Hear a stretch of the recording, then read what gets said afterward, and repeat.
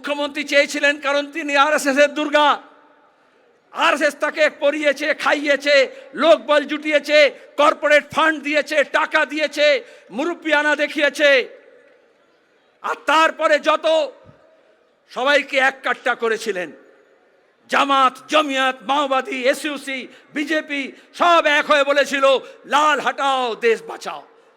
লাল হটেছে, কিন্তু দেশ বাঁচেনি।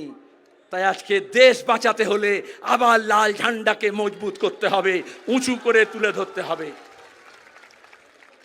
এটা শুধু ব্রিগেড সমাবেশ না, কিষাণ সভা, ক্ষেত মজদুর সংগঠন, বস্তি উন্নয়ন সমিতি, সিআইটিউ কর্মীরা গত কয়েক মাস ধরে মাঠে, ময়দানে, খেতে, খামারে, কলে, কারখানায়, ইট ভাটা থেকে যেখানে বিড়ি বাঁধে, যেখানে মিড ডে মিলের ওয়ার্কার, যেখানে আইসিডিএস এর কর্মী, যেখানে আশা কর্মী, যেখানে বিভিন্ন স্কিম ওয়ার্কার, যেখানে বেকার ছেলে মেয়ে, যেখানে পরিযায়ী শ্রমিক, যেখানে গিগ ওয়ার্কার, তাদের সবার কাছে আপনারা গিয়েছেন।